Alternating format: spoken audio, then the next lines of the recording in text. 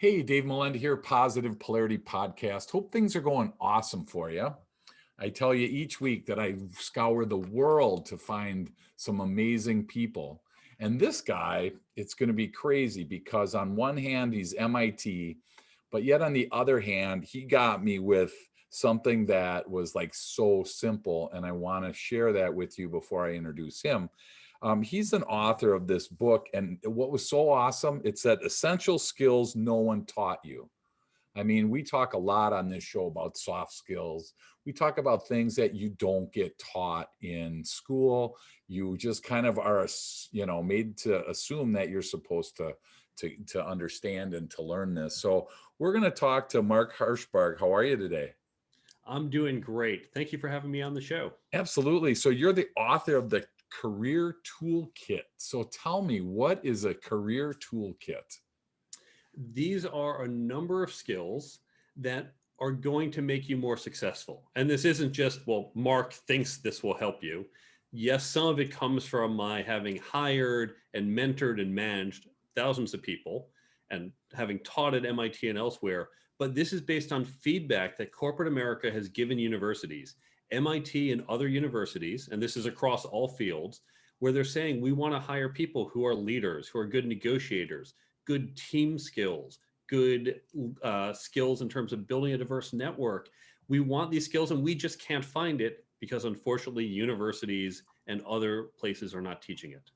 So do you know why? I mean, those are like team skills, negotiation, I mean, communication. I mean, these things that are kind of, I don't know if they're just assume that you wake up one day in this situation, Mark, and you know this stuff. Is that kind of what the thought is? I mean, is there any reason this isn't being taught today?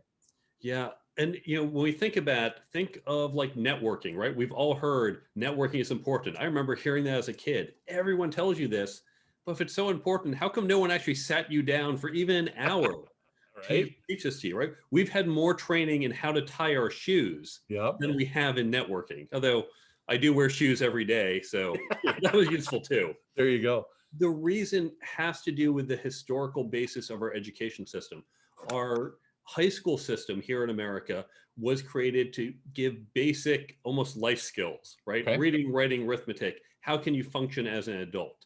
And if you think back to the 19th century, even early 20th century, networking wasn't a big part of it. Sure. It's could you do basic math so you can run your small farm? And that's what they focused on. The university system, which dates back even further, that dates back about 900 years. Well, that's run by academics.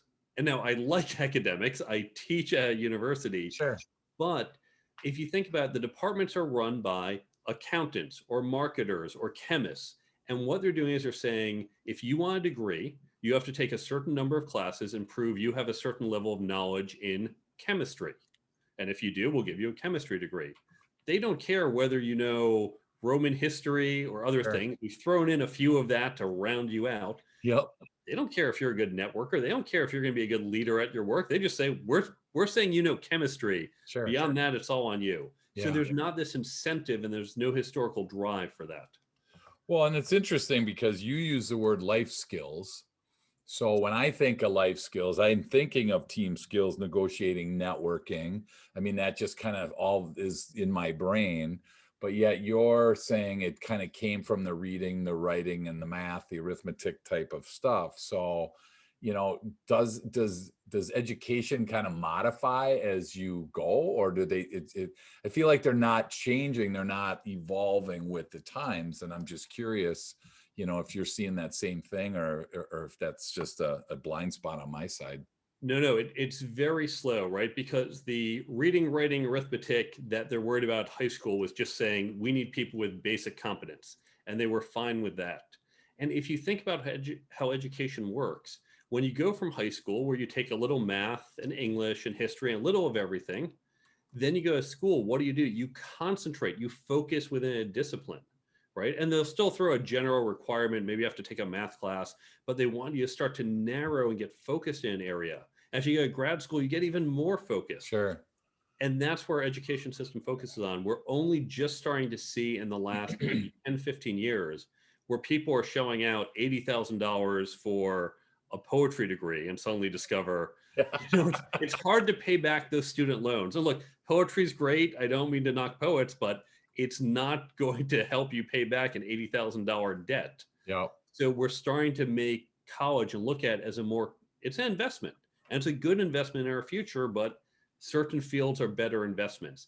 And once people change their mentality and say, I'm buying a product, then they're going to say to a school, tell me that this product works. And I think post COVID, a Yeah. lot of universities will be under pressure. They'll be under financial pressure, and they're going to have to start showing not just we sit in ivory tower and we know things, but here's how we're delivering real value to our students, which is basically how the students will deliver value to society Sure. as an employee. Well, I think back, you just reminded me to my, what did they call it? 100 years ago when I was in high school, we did a career paper in junior year, and I did mine on forestry because I really had like this calling to be in the forest and thought this would be a great job. And in my investigation, I realized that a 4-year degree starting pay back then was $8,360 for the year, which didn't even pay for the student loan. So it was like, how did they possibly expect that? So, so all of a sudden you dove that way. But from a career standpoint, so your book is talking about the actual career. What are some of the essential skills that nobody taught you that you kind of unpack in your book? There are some fundamental skills that includes communication, how we're going to communicate with different people with different backgrounds. There is networking, negotiation, ethics is not talked about, but is important. There are leadership and management skills. And even if you say, I never want to be a leader, I want to stay as an individual contributor, still building these skills are going to help you to be more successful, even in that individual contributor role. Then there are skills like working effectively, understanding how to fit into the corporate culture, dealing with corporate politics, managing your manager, understanding how you're delivering value. And even here's another one that's kind of obvious, and yet we all ignore it, interviewing. Now, most of us have had interview training. Ooh, how do I as a candidate answer this tough interview question? But most of us in our careers will be on the other side of the table. Even if you're not a hiring manager, you're involved, you're interviewing candidates. Yep. We know hiring the right people is important. How come no one's trained us to be more effective in interviewing? That's again an obvious thing when you think about it, but these are the skills, all of these, we've heard this before, but no one sat us down to teach it to us. And that's what I try to address in this book. Wow, that's awesome. So where did this come about? How did this all of a sudden morph into a book? Because I mean, I can see where some of these kind of, intertwine with each other, but it's like, that's kind of a diverse list of topics. So how did this all come about? It goes back a little over 2 decades ago. When I was a software developer, I realized I wanted to become a CTO, a chief technology officer. And I started to think about what that means. It doesn't just mean I am the best programmer in the company. In fact, quite often I'm no longer the best programmer, right? Other people are focused on that. What do I focus on? Well, I focus on hiring, managing, leading, strategy, budget. I work on how do I communicate these complex technical ideas to non-technical people. And I realized there were all these skills I needed to have to be a successful CTO that I didn't have yet. So I set on a path to develop them. And as I grew and I was hiring people, so I'd interview someone, I'd ask them a technical question, and they'd give me the answer. And they'd say, by the way, when you think about hiring other people, what do you look for in a teammate? And I'd get blank stares. Sure. Because they had never been taught team building. And I quickly realized this was a problem that most of us were never taught. Sure. Around the same time, MIT was starting up a new program to address some of this. I heard about that, got connected, offered to help.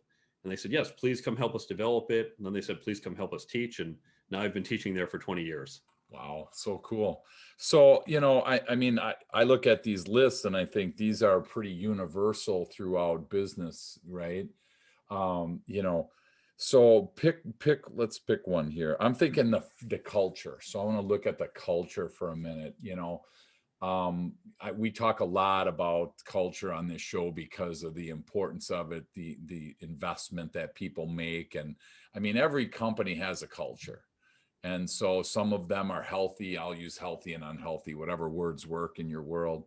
What are some things that, if an entrepreneur is listening right now and they're like, yeah, you know what, we have culture, we have it, right? I mean, if he doesn't know or she doesn't know if it's good or bad, I mean, are there some tips or some initial questions, or how do we dig into that topic, of culture, based on what you found in your book? You want to be intentional with your culture. We all have a culture, whether we actively created it or not. And of course, it doesn't just come from the top. You do have to take who's in the company and what did they add, right? It's that kind of stew model if you throw a bunch of things in, Right. but you are leading from the top. And culture, so many companies think, oh, we're going to put up, here's our 5 corporate values sitting on the wall. And check, culture. Yep. But just saying you have these values, start from the bottom. Yes, maybe you have your goal, but focus on from the bottom, how does this work? And I'd even focus on small things. So here's a basic example. Within your company, how do people tend to communicate? Do they prefer emails? Do they prefer text message? Do they prefer to walk over to each other? If someone sends an email, is the expectation people are going to respond within 10 minutes? Sure. Or is it, no, that's what Slack is for, right? That's when it's the messages. Emails are more, that doesn't require immediate response. And this is something that no one actively looks at. But of course, recognizing how this works, you're going to get problems where I'm going to send you an email because, oh, this is important. I send it to you. But you're thinking, well, it's an email. It's not that important. Right. Oh, why isn't Dave responding to me? Come on, this is important. Can you be explicit and say, hey, everyone, here's how we're going to do things. We're going to use email for this. We're going to use instant message for that. And now this isn't your high level value, but this is how you operate day to day. Building that type of culture. It's not as lofty or sexy. Sure. This makes you more effective. Sure. Well, and so you're from New York, I'm from the Midwest. So us from the Midwest are totally, well, I'll say I'm intimidated by people from New York because I think everything has to be done instantly. Everything should have been done yesterday. I mean, you work, like from 3 a.m.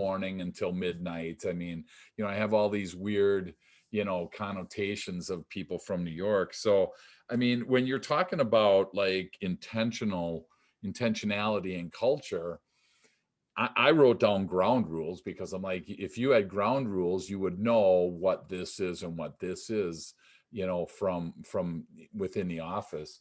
I mean, dispel the rumor that everything is so fast in New York. I mean, you have the same issues that we have. I'm assuming it's a national issue, these things that we're talking about, communication and all this. I just, I want to make sure that we're not, coming from a spot of we've achieved, you've achieved, and not that I feel that. It's just that's my mental mind. Like, you guys are so far ahead of us, that's my thought. So I'm assuming these problems are universal. That's probably my question overall. They are. And by the way, I did grow up outside of Chicago for a number of years. So I've got some Midwest in me as well. There you go. Exactly. So in Illinois, though? Yeah, North Shore of Chicago. We used to get up to the Milwaukee area on weekends. Well, we won't hold that against you, but you charge us to drive into your state. We don't charge you to drive into ours. So, I mean, I don't know why you got tolls, but anyway, that's after I left. Okay. But here's an example. Yeah. It's not about better or worse. It's not, like New York fast-paced culture is better, Midwest is better because it's not as intense. It's just different. So another common example is how you deal with conflict. Okay. Now, I very much like open conflict. And it's not personal conflict we're talking about. It's, okay, we have this proposal and we're going to decide on it next week. Let's get in meetings and let's hash out the ideas. I say, Dave, no, I don't think that's right. Here's what we should do instead. I say, okay, yeah, Mark, but what about this? We're going to go back and forth. We're not attacking each other. Sure. We might be attacking the ideas, right. And that's open conflict. And that's one way to do things. Another type of culture is we meet before the meeting. We meet outside like, hey, let's you and I chat. Okay, great. Well, I'm going to make sure I go chat with Barbara and get her thoughts. And you might go chat with Carol. Sure. And we do this coalition building outside of the meeting. So then what happens when we go to the meeting? Well, we've already resolved the issue. Now the meeting's almost a formality and we go, here it is. And everyone goes, yep, okay, on board. That's a different approach. Companies might use one or the other. They're equally good. But what you don't want to have happen is someone used to one culture going into the other, because that's where you're going to get a conflict. That's where everyone walks into the meeting thinking, we've discussed it, this is great. And Yep. one person shows up and now just like, bull in a china shop Sure. creates a mess. Yep. Well, and that's where, so in conflict, when I do my conflict resolution training, or when I actually do conflict resolution between two people, I ask the question, when you think of the word conflict, what words come into your mind, right?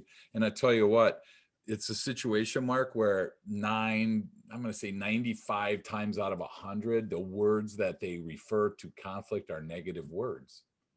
But yet conflict is not a negative thing. I mean, like you just said, we can come at this from two different points. I love the cartoon that shows a 6, on the ground, and one guy's looking at it and he sees a 9, and one guy opposite, of this looks at it and he sees a 6. I mean, these perspectives are both right in that situation. So, I appreciate the conflict. Do you see conflict as primarily, do people consider conflict as a negative thing, or are we starting to evolve into the fact that conflict is healthy and can be really positive at the end?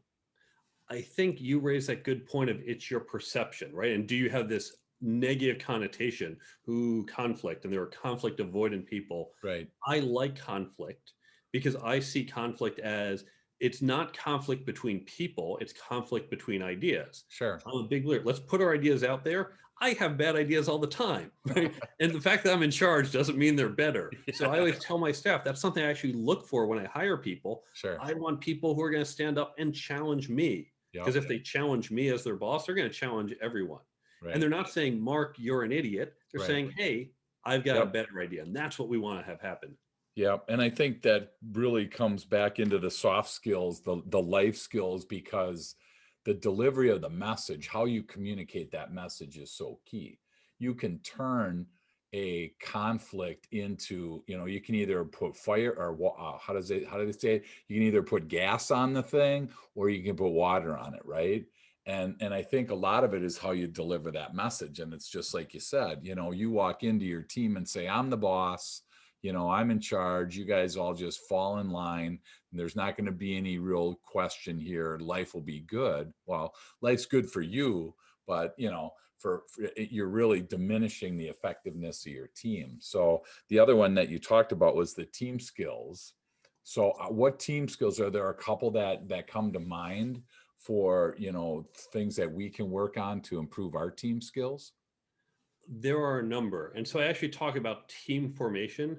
Okay. So I reference Bachman's team formation theory in the book and how we think about constructing teams.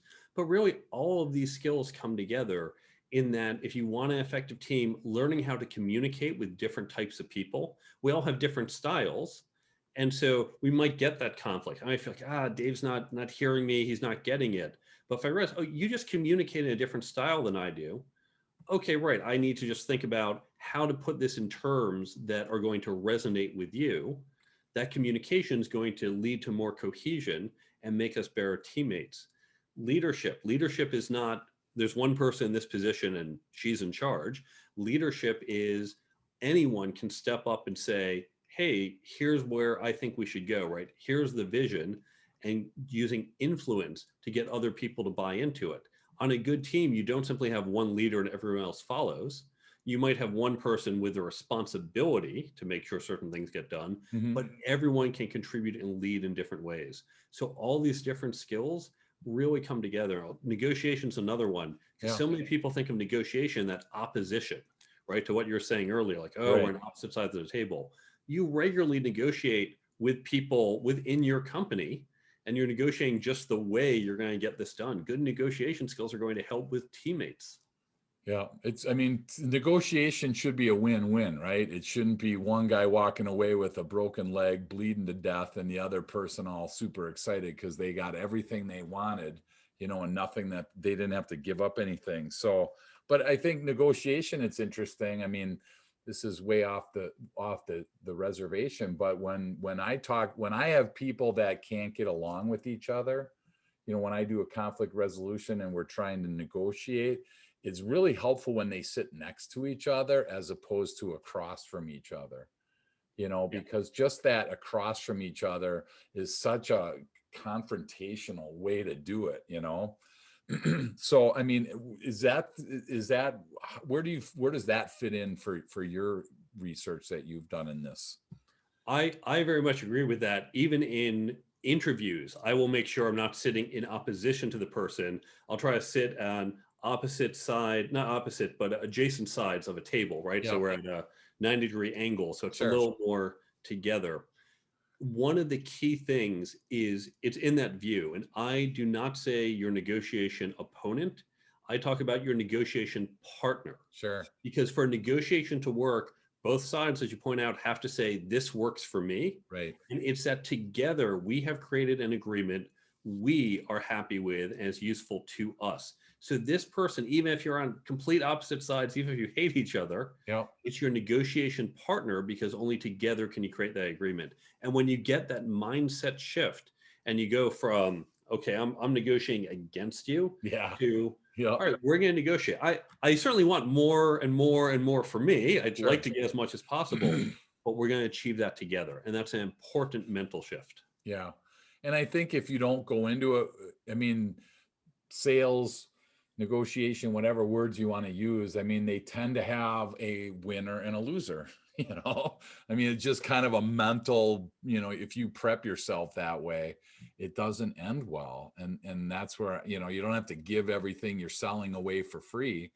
The reverse is you don't have to pay, charge somebody 3 or 4 times what it's worth. I mean, that's where I think that's why I don't think anyone wants to teach it. It's kind of like ethics, right? I mean, they feel like they're so personal and individual that how could I possibly tell Mark, you know what, Mark, this is my ethics. So you need to, you got to adopt this, and I think that's where it's difficult. So I can see why not a lot of colleges, not a lot of schools want to teach this.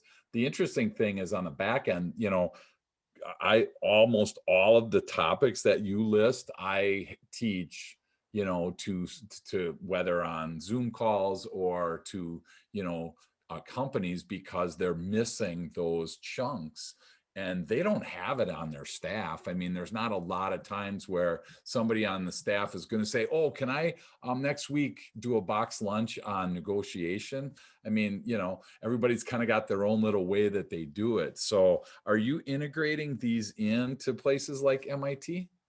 Yeah. And actually, just on an earlier point, uh, about language. There's a Yeah. sacred warfare theorem, and this is a very this is like a branch of a theory into linguistics, where sacred warfare theory says the choice of words, their meanings, change how we perceive a situation.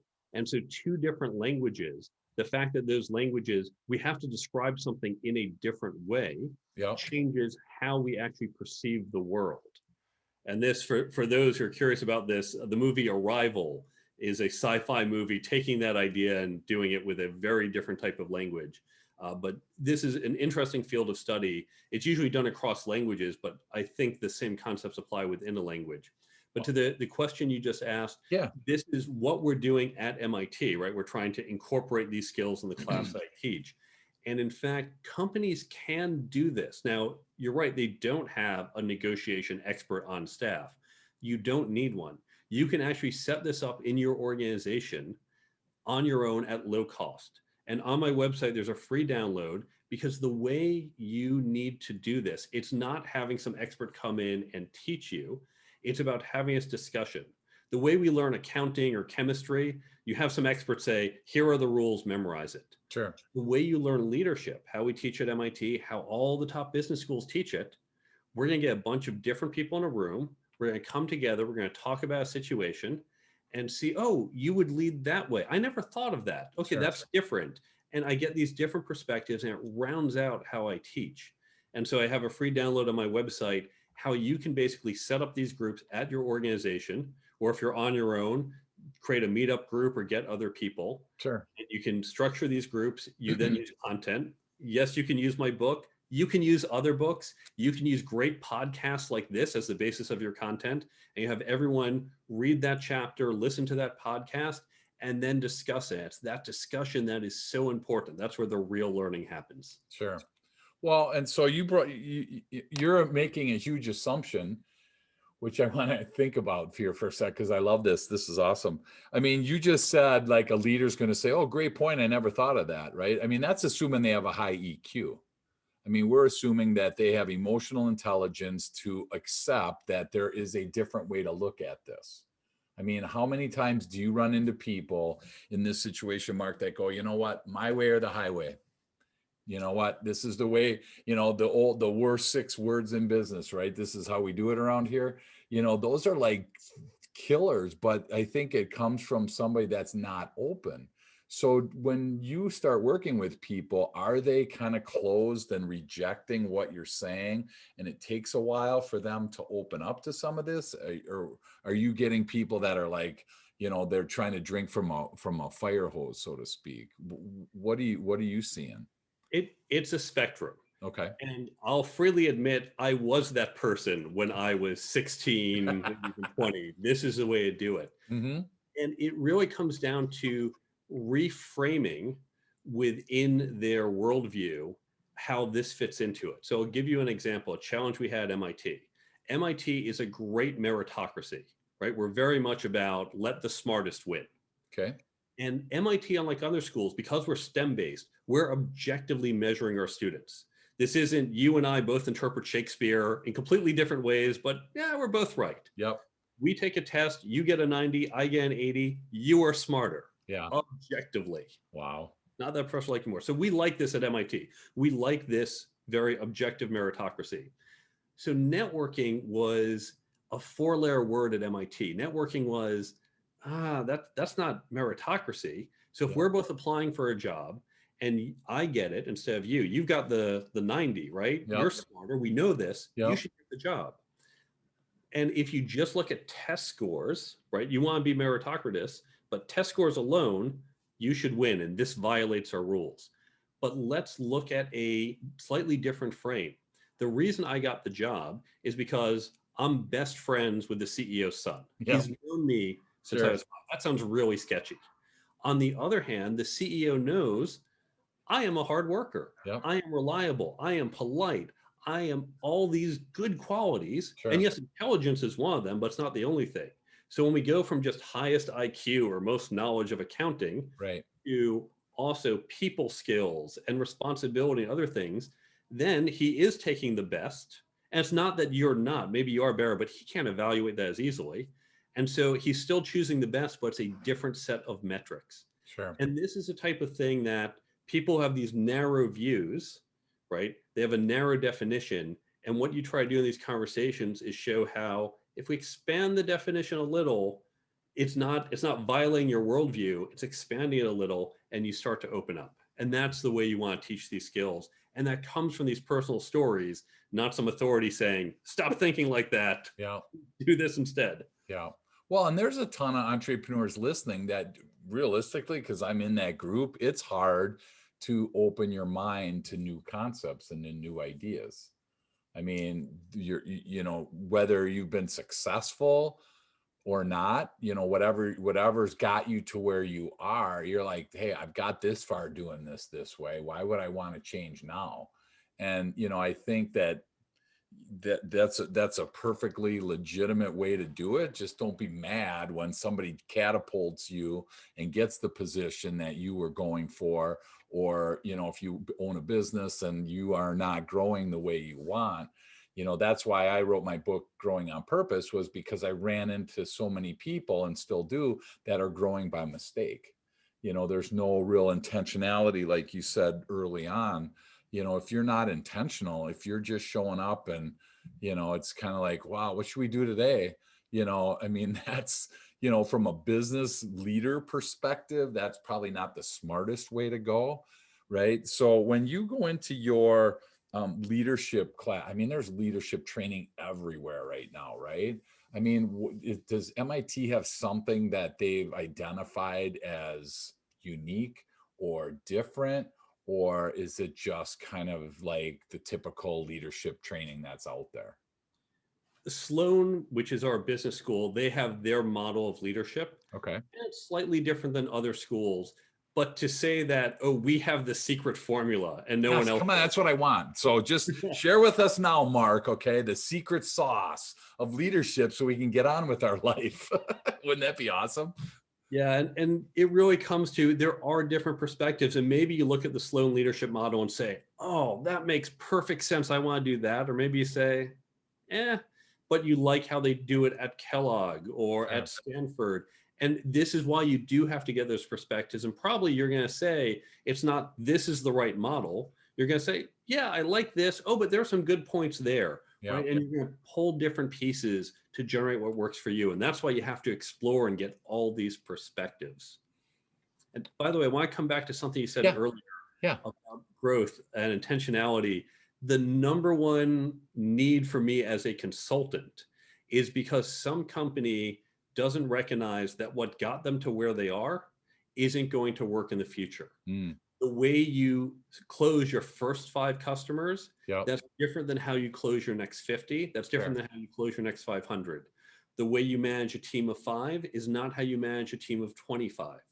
And unfortunately, too many people, entrepreneurs who have their company, they see that success. Well, look, I got us this far. I got us these first customers. I've been managing with our problem now. And they're not thinking about the fact that it's going to be different down the road. Sure. As individuals, we make that mistake in our careers. Well, I've been really successful getting here. There's the famous Peter principle. You rise to your level of incompetence because you take that new job and suddenly it's a different set of skills that you don't know how to do. Now you can't get promoted anymore because you're screwing up. So you always want to be looking forward and saying, what is going to be different in this next job or in the next year or in the next stage of growth? Yeah. Well, and so and even I think about like the first 5 people that you talked about is different. I mean, the first 5 people that you coach is going to be different, or that you lead is different than the next 5, because you have 5 new different personalities. And I think, that's why I think somebody like Coach Wooten is so amazing to win like 8 basketball championships in a row from a college perspective.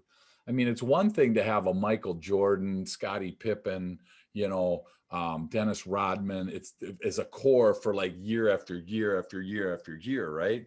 Well, in college, you only get 4 guys or 5 guys in 4 years. There's this turnover.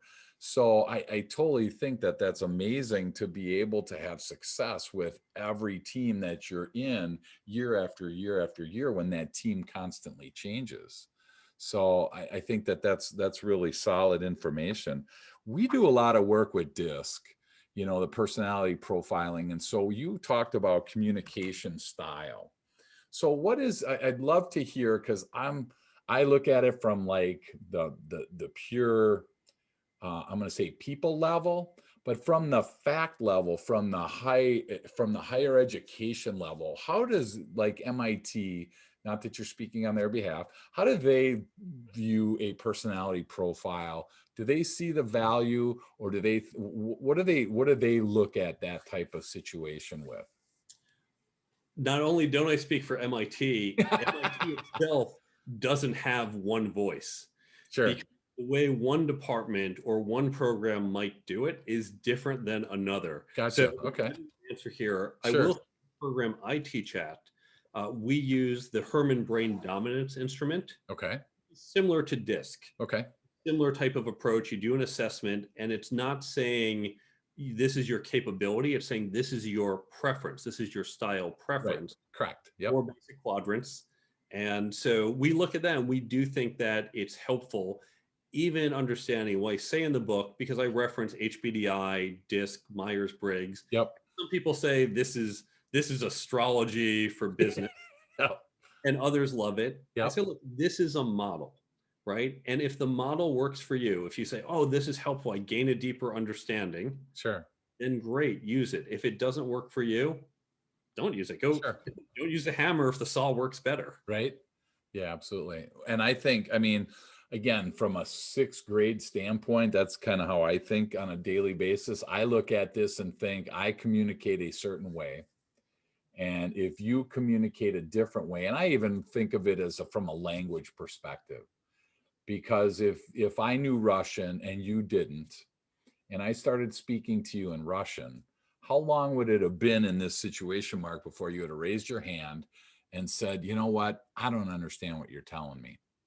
And that goes on in my world and in my view on communication on a regular basis in companies around the globe, where it's not literally different languages, but it's different personality styles that are trying to communicate a certain way, you know. And so I see people like a high D person, super driven, motivated, results oriented, running the business, always late to meetings, never gets everything done, you know, always kind of like time is their most precious commodity.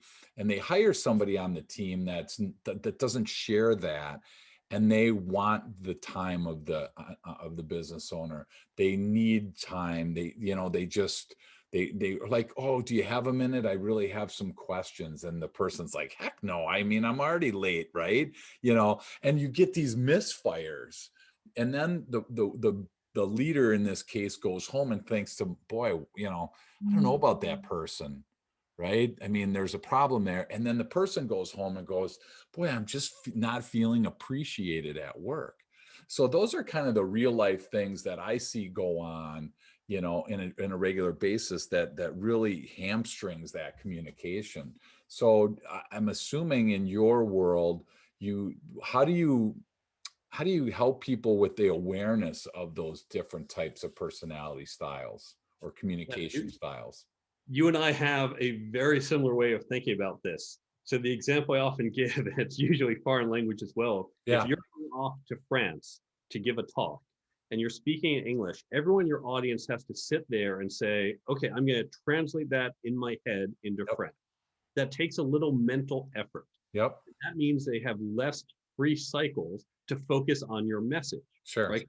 Doing that translation. And so if you're in France, ideally you would speak French and they say, oh, okay, French, good. And let me think about the message. And exactly as you said, all of us, we speak in slightly different languages. When you stay in your communication mode, Yep. you address someone in a different one, they have to do that mental taxation of translating into their mode. And there could be miscommunications there. If you can step forward, if you can translate what you're going to say into their communication mode, that's less work for them. And now they'll be more receptive to your message. Wow, I'm gonna steal that, okay? Because that's way better, Mark, than I say it. I mean, there is some energy to interpret, and I never thought of it until you brought that up. So thanks for sharing that. There is an energy in doing that, and all we're trying to do is take that energy and focus on the message rather than on the delivery of the message, because that delivery can, you know, we do lose things in translation too, right? That's the other problem. You know, my wife and I go to the Mexican restaurant every week now, our local Mexican restaurant, and we're slowly learning these words, you know, on how to say things. And it's like, you know, it's so hard to create, you know, number one, you know, margaritas and new languages probably aren't the best, you know, solution to do this. But, you know, it's one of those things that it's like, man, you know, there's such a different perspective. And when we have this idea that there's only one perspective, it really can limit our thought process. So I appreciate you sharing that. When you think about what we're trying to do, there's some idea in my head, and I have to take this amorphous idea and put it into words or images that are an Yep. imperfect representation. So there's one area where we start to lose fidelity. Then I have to communicate to you, and we have a loss of fidelity there, either because literally there's a disruption or electronic communication channel, or I Right. make a typo, or I kind of say it the wrong way. And so that's a second loss of fidelity. Then you hear those words and you have to translate it into what it means for you.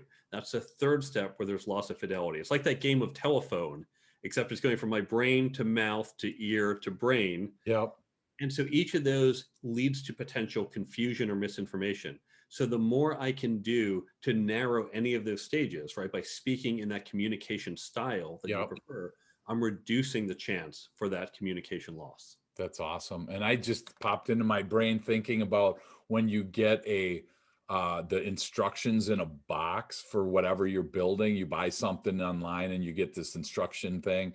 You know, you can tell the difference between the instructions that have been printed once versus the ones that, like, you're on the 100th copy, you can barely see anything.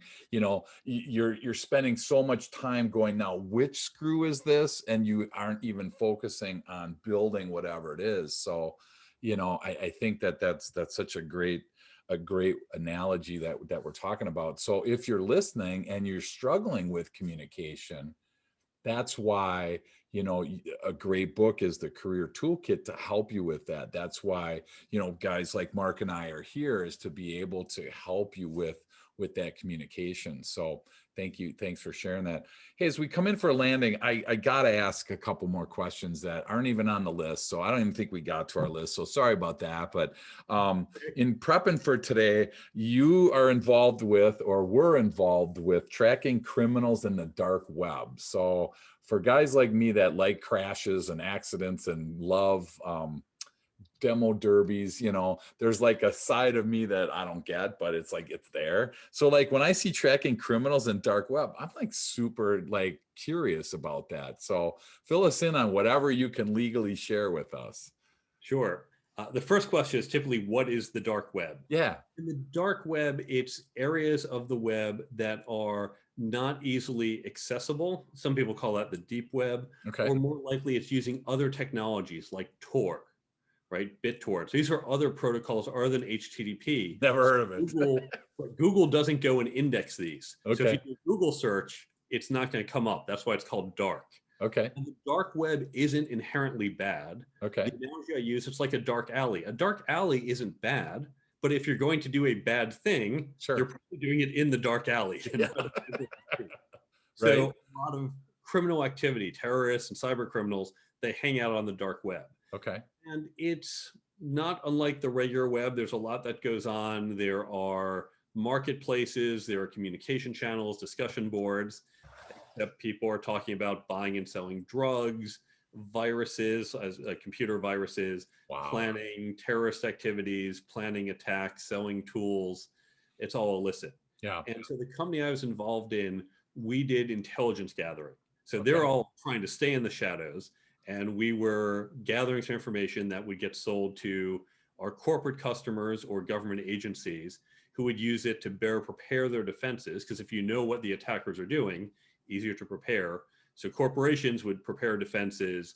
Other agencies were, we'll just say, a little more offensive in some of their approaches. Wow.